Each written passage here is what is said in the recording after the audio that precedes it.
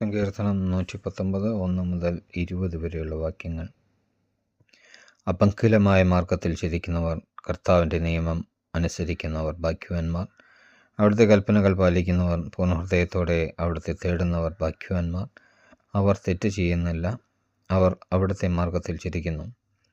അങ്ങയുടെ പ്രമാണങ്ങൾ ശ്രദ്ധാപൂർവം പാലിക്കണമെന്ന് അങ്ങ് കൽപ്പിച്ചിരിക്കുന്നു. അങ്ങയുടെ ചട്ടങ്ങൾ പാലിക്കുന്നതിൽ ഞാൻ സ്ഥിരതയുള്ളവൻ ആയിരുന്നെങ്കിൽ, അപ്പോൾ അങ്ങയുടെ കൽപ്പനകളിൽ ദൃഷ്ടിയുറപ്പിച്ചിരിക്കുന്ന എനിക്ക് ലജ്ജിതനായി വരികയില്ല.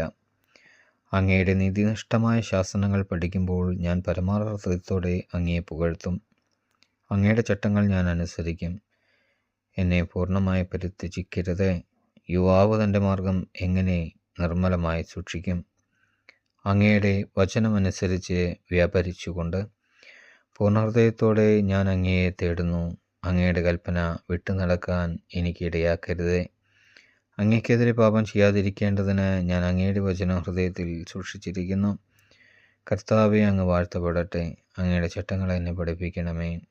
അങ്ങയുടെ നാവിൽ നിന്ന് പുറപ്പെടുന്ന ശാസനങ്ങളെ എൻ്റെ അധരങ്ങൾ പ്രഘോഷിക്കും. സമ്പൽ സമൃദ്ധിയിൽ എന്ന പോലെ അങ്ങയുടെ കൽപ്പനകൾ പിന്തുടരുന്നതിൽ ഞാൻ ആനന്ദിക്കും. ഞാൻ അങ്ങയുടെ പ്രമാണങ്ങളെപ്പറ്റി ധ്യാനിക്കുകയും അങ്ങയുടെ മാർഗത്തിൽ ദൃഷ്ടി ഉറപ്പിക്കുകയും ചെയ്യും. അങ്ങയുടെ ചട്ടങ്ങളിൽ ഞാൻ സന്തോഷിക്കും. അങ്ങയുടെ വചനം വിസ്മരിക്കുകയില്ല. ഞാൻ ജീവിച്ചിരിക്കാനും അങ്ങയുടെ വചനമനുസരിക്കാനും ഈ ദാസൻ്റെ മേൽ കൃപ ചൊരിയണമേ. അങ്ങയുടെ പ്രമാണങ്ങളുടെ വൈശിഷ്ട്യം ദർശിക്കാൻ എൻ്റെ കണ്ണുകൾ തുറന്നിരിക്കണമേ. ഭൂമിയിൽ ഞാൻ പരദേശിയാണ്. അങ്ങയുടെ കൽപ്പനകളെ എന്നിൽ നിന്ന് മറച്ചു വയ്ക്കരുതേ. അങ്ങയുടെ കൽപ്പനകൾക്ക് വേണ്ടിയുള്ള അഭിനിവേശം നിരന്തരം എന്നെ ദഹിപ്പിക്കുന്നു.